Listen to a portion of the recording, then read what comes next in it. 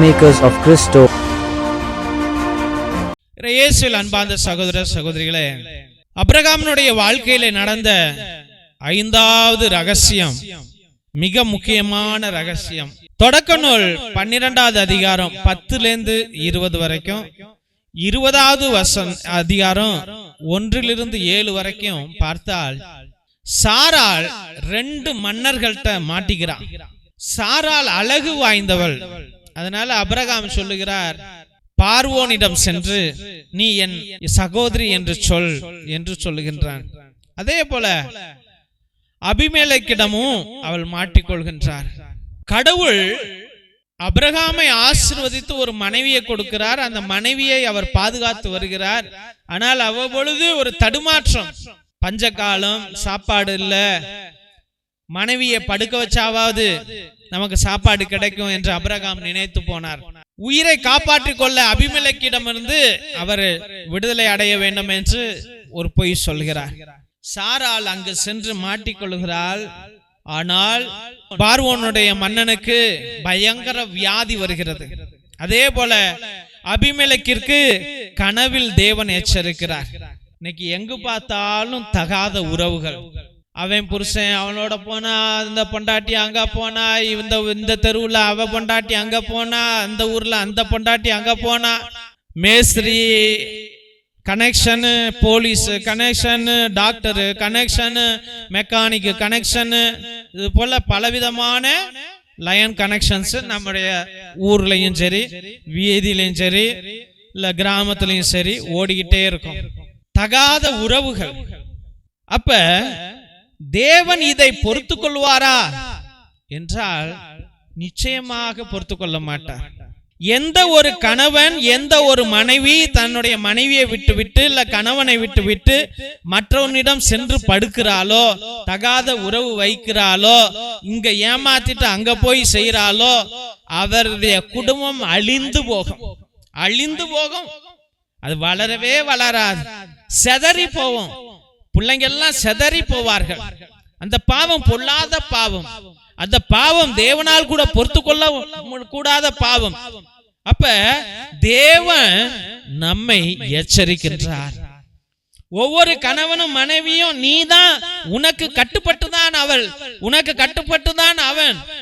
நீ பாட்டுக்கு ஆட்டு சந்தை கிடையாது, இது பண்ணி கூட்டம் கிடையாது என்று தேவன் எச்சரிக்கின்றார். தெய்வ பிள்ளைகளே, ஆனா இன்னைக்கு 10வது படிக்கும் போது ஒரு லவ், 12வது படிக்கும் போது இன்னொரு லவ், காலேஜ் படிக்கும் போது இன்னொரு லவ், வேலைக்கு போகும்போது இன்னொரு லவ், பொண்ணு பார்க்கும் போது இன்னொரு லவ், அப்புறம் திருமணம் வேற ஒருத்தனோட, திருமணம் வேற ஒருத்தியோட. கேட்டா எங்க வீட்டுல ஒத்துக்கல, கேட்டா அவன் சரியில்லை, அவன் நடத்த சரியில்லை, அவன் குடிக்கிறான், இது போல பல எக்ஸ்கியூஸ சொல்லிட்டு, அப்ப எதுக்கு, எதை புடுங்கிறதுக்கு நீ லவ் பண்ண? காம உணர்வுகளை உன்னால் தாங்கிக் கொள்ள முடியல, அதனால தான் போய் லவ் பண்ண. ஏன் அப்படி செய்யற? உன் வாழ்க்கை சிதறி ஏன் போகிறது? ஞானத்தை ஆண்டவர் கொடுத்தார் அல்லவா, படிச்சிருக்கிற அல்லவா, வேலைக்கு போற அல்லவா, உன்னுடைய சிந்தனைகள் ஏன் சதறுகிறது? அப்ப உனக்கு காம உணர்வுகள் சின்ன பிள்ளையிலேருந்து வந்திருக்குது, அதை மறைக்கிறதுக்கு தான் நீ அப்படி வாழ்ந்தியா? தகாத உறவுகள் வைத்துக் கொள்கிறவனுக்கு அன்னைக்கே வந்தது கிடையாது உறவு. சின்ன வயசுல இருந்து அவன் அடக்கியோ இல்ல எங்கேயோ காமிச்சோ அவன் அந்த உறவுக்குள்ளாய் வாழ்ந்திருக்கிறான். தெய்வ பிள்ளைகளே, அப்படி காமத்திற்கும் மோகத்திற்கும் அவசரப்பட்டு நீ முடிவுகளை எடுத்தினா உன் வாழ்க்கை சிதறி போகும், சிதறி போகும். ஆண்டவர் கோப ஆக்கினை கொள்கிறார். அவன் ராஜாவா இருந்தான், பார்வோன் ராஜா, அபிமெலேக்கு ராஜா, ஆனால் கோபம் கொள்ளுகிறார். நீயும் நானும் ஏமாத்துறோம். அதனால தெய்வ பிள்ளைகளே, குடும்பத்தை காப்பாத்து. ஒரு 5 நிமிஷம் சந்தோஷத்துக்காக நீ போய் உன் குடும்பத்தையே அழிச்சிட்டு பாவ கரையா ஆக்கிற. நீ வேணா சேலைய மாத்திக்கலாம், இல்ல ட்ரெஸ்ஸ மாத்திக்கலாம், ஆனால் அந்த பாவம் என்னாலும் போகவே போகாது. அப்ப சாராளை பார்வோனிடம் அனுப்பிவிட்டு இவர் அவதிப்படுகிற, வேர்த்து ஊத்துது, ஐயோ தப்பு செஞ்சிட்டோமே என்று கண்ணீர் விடுகிறார். தேவன் மன்னித்து அந்த கணவனையும் மனைவியையும் சேர்த்து வைக்கிறார். அதனால்தான் தெய்வ பிள்ளைகளை அவங்க 100 வயசுல கூட குழந்தை பாக்கியம் பெறுகிறார்கள். அவமானத்தை அல்ல, சந்தோஷத்தை பெறுகிறார்கள். வாழ்க்கையில தகாத உறவு வச்சிருந்தீங்கன்னா, காம எண்ணங்கள், மோக எண்ணங்கள் வச்சிருந்தீங்கன்னா அகற்றி போடு. கண்களை மூடி செபிப்போம். என் நேச பிதாவே, கர்த்தாவாகிய கர்த்தாவே, துதிக்கிறோம், மகிமைப்படுத்துகிறோம், வாழ்த்துகிறோம், வணங்குகிறோம் சுவாமி. அப்பா, அபிரகாமுடைய மனைவி சாராள் ஆண்டவரே, அப்பா அந்த பிள்ளைய ஆண்டவரே பார்வோன் மன்னனிடமும் அபிமெலேக்கிடமும் மாட்டிக்கொண்டு தவித்த பொழுது தன் கணவனுக்காக ஜெபித்தார். ஆண்டவரே, என் தாலியை ஆசீர்வதிங்க, என்னுடைய கணவனை ஆசீர்வதிங்க, என் திருமண வாழ்க்கை ஆசீர்வதிங்க என்று அந்த பிள்ளை ஜெபித்த பொழுது எத்தனை பிரச்சனைகள், எத்தனை சோதனைகள், எத்தனை வேதனைகள், எத்தனை பசிகள், எத்தனை பட்டினிகள், எத்தனை பஞ்சங்கள் அந்த இடத்துல இருந்தாலும் ஆண்டவரே, நீர் அந்த பிள்ளை ஜெபித்த பொழுது அந்த பிள்ளையை தன்னுடைய கணவனோடு சேர்த்தீரே ஆண்டவரே. அப்பா, நாளிலே தகாத உறவு வைத்திருக்கிற எல்லா பிள்ளைகளையும் அகற்றி போடுங்க. சும்மா டைம் பாஸுக்கு பேசுறேன், சும்மா அவன் ஃப்ரெண்டு, சும்மா அவ ஃப்ரெண்டு அப்படின்னு சொல்லி ஊரை ஏமாத்திட்டு இருக்கிற பிள்ளைங்களுடைய மனதை தயவு செய்து மாற்றுங்கள் ஆண்டவரே. இதன் நிமித்தம் குடும்பத்துல எத்தனையோ பிரச்சனைகள், சந்தேகங்கள், குழப்பங்கள் ஆண்டவரே, வெறுப்புகள், கோபங்கள் ஆண்டவரே, பேச்சுவார்த்தை கூட இல்லாத தன்மைகள் இருந்து கொண்டிருக்கிறது சுவாமி. ஏசப்பா, இந்த பிள்ளைகள், இளம் பிள்ளைகளிடமிருந்து காம உணர்வுகளை அகற்றி போடுங்க. பேய் பிசாசுகளை அகற்றி போடுங்க ஆண்டவரே. அவருடைய கோப பிசாசுகளை அகற்றி போடுங்க ஆண்டவரே. அவருடைய பலகீனங்களை அகற்றி போடுங்க. அவருடைய அவசர புத்திகளை அகற்றி போடுங்க ஆண்டவரே. ஒழுக்கத்தை கொடுங்க சுவாமி, பரிசுத்தத்தை கொடுங்க. பரிசுத்தம், பரிசுத்தம், பரிசுத்தம். இந்த உடல் பரிசுத்தம், எண்ணம் பரிசுத்தம், உள்ளம் பரிசுத்தம், ஆலோசனைகள் பரிசுத்தம் என்ற பரிசுத்த பாக்கியத்தை இந்த பிள்ளைகளுக்கு நீர் அள்ளி கொடுக்கும்படியாக ஜெபித்து, அருமையான பிள்ளைகள் உம்முடைய பரிசுத்தமான கல்வாரி பாதத்தில் சமர்ப்பித்து ஜெபிக்கிறோம் எங்கள் ஜீவனுள்ள நல்ல பிதாவே.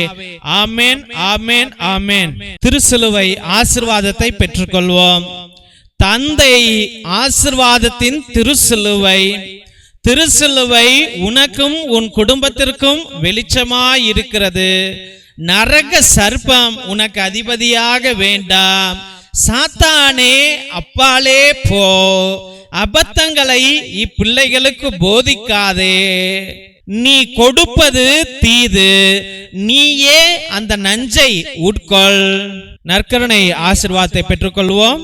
எல்லாம் வல்ல இறைவன் தந்தை, மகன், தூய ஆவியார் உங்களையும் உங்கள் குடும்பத்தையும் ஆசீர்வதித்து வழிநடத்தி காத்தருள்வாராக. ஆமென், ஆமென், ஆமென். இறை இயேசுவில் அன்பார்ந்த சகோதர சகோதரிகளே, உங்கள் அனைவருக்கும் எங்களுடைய முதன்மையாக நன்றிகளை தெரிவித்துக் கொள்கின்றோம். எங்களுடைய சபைக்கு உங்களால் முடிந்த உதவிகளை அன்றாட நீங்கள் செய்து கொண்டிருக்கிறீர்கள். அதற்காக எங்களுடைய ஆயர் மோஸ்ட் ரெவரண்ட் ஹிபோரா குசாலா சார்பாகவும், எங்களுடைய சபை தலைவர் ஃபாதர் கிஷோர் சார்பாகவும் எங்களுடைய மனமார்ந்த நன்றிகளை தெரிவித்துக் கொள்கின்றோம். நீங்கள் அனுப்புகின்ற ஒவ்வொரு பழைய துணி, பத்தாத துணி, புது துணிகள் அனைத்தையும் மற்றும் நோட்டு, பேனா, புஸ்தகங்கள் மற்றும் சோலார் லைட் அனைத்தையும் நாங்கள் பகிர்ந்து கொண்டிருப்பதை இதோ இந்த போட்டோல உங்களுக்கு காமிச்சிருக்கிறோம். ரொம்ப நன்றி. கடவுள் நிறைவாக உங்களுடைய நல்ல உள்ளங்களையும் இல்லங்களையும் ஆசீர்வதிக்க நாங்கள் அன்றாட ஜெபித்துக் கொள்கின்றோம். மற்றுமாக உங்களால் முடிந்த அளவுக்கு உங்களுடைய உற்றா உறவினரிடம் சொல்லி கூட இந்த பழைய துணி, பத்தாத துணி, பயன்படுத்தாத துணிகளையும் மற்றுமாக ஏதாவது நோட்டு, பேனா, புஸ்தகங்களை கூட நீங்கள் தொடர்ந்து அனுப்பும்படியாக அன்போடு வேண்டுகின்றோம். மற்றுமாக தெய்வ பிள்ளைகளே, ஒவ்வொரு நாளும் அதை 3 மணியிலிருந்து 5 மணி வரைக்கும் உங்களுடைய கருத்து கருத்துக்களுக்காக கடவுள் முன்னிலையில அமர்ந்து கொண்டு 2 மணி நேரம் எல்லா ஜெபங்களையும் சொல்லிக் கொண்டு ஆண்டவரோடு பேசிக்கொண்டு உங்களுக்காக ஜெபித்துக் கொண்டு இருக்கிறேன். உங்களுடைய விண்ணப்பங்கள் நிறைவேறாமல் இருந்தால் நேர்த்தி திருப்பலி அர்ப்பணிங்கள். 3 திருப்பலி, 5 திருப்பலி, 7 திருப்பலி, 9 திருப்பலி, 12 திருப்பலி, 21 திருப்பலி, 30 திருப்பலி, 33 திருப்பலி என்று நீங்கள் அர்ப்பணிக்கலாம்.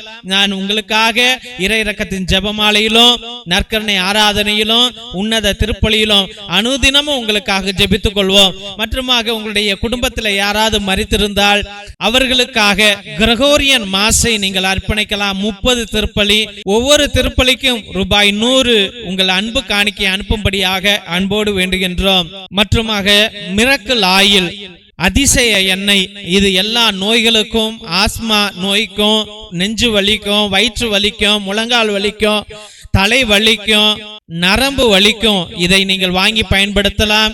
எல்லா நோய்களுக்கும் அற்புதங்களை செய்யக்கூடிய வல்லமையுள்ள எண்ணெய், இதை வாங்கி பயன்படுத்தும்படியாக அன்போடு வேண்டுகின்றோம். இரத்தத்தின் விடுதலை ஜெப புத்தகம் அந்த காலத்தில் நம்முடைய மூதாதையர்கள் அந்தோனியார் தகடு, செபஸ்தியார் தகடு செய்வதற்காக கட்டு ஜெபங்களை வைத்து எழுதி கொடுத்தார்கள். அந்த ரகசிய கட்டு ஜெபங்களுடையவை இந்த புத்தகம். இதையும் நீங்கள் வாங்கி பயன்படுத்துங்கள். செய்வினைகளை அகற்றுவதற்கு, குடும்பம் வளர்வதற்கு, குடும்பத்தில் நல்ல காரியங்கள் நடப்பதற்கு இது மிகவும் உதவும். இதை வாங்கி பயன்படுத்தும்படியாக அன்போடு வேண்டுகின்றோம். தெய்வ பிள்ளைகளை, இந்த சேனலை ஆண்டவர் கொடுத்திருக்கிறார். இந்த சேனலை தயவு செய்து சப்ஸ்கிரைப் பண்ணுங்க, இதை ஷேர் பண்ணுங்க. உங்களுடைய வாட்ஸ்அப் ஸ்டேட்டஸ்ல, வாட்ஸ்அப் குரூப்ல மற்றும் ஃபேஸ்புக்ல இதை பகிரும்படியாக அன்போடு வேண்டுகிறோம். இந்த ஊழியத்தை உங்க கையில் ஆண்டவர் ஒப்படைத்திருக்கிறார். நீங்கள் பிடித்திருந்தால் இதை நீங்கள் மற்றவர்களுக்கும் தெரியப்படுத்தும்படியாக, அவங்க விண்ணப்பங்களையும் அனுப்பும்படியாக கேட்டுக்கொள்ளுங்கள். ஆண்டவர் நிறைவாக உங்களை ஆசீர்வதிப்பார். God bless you all.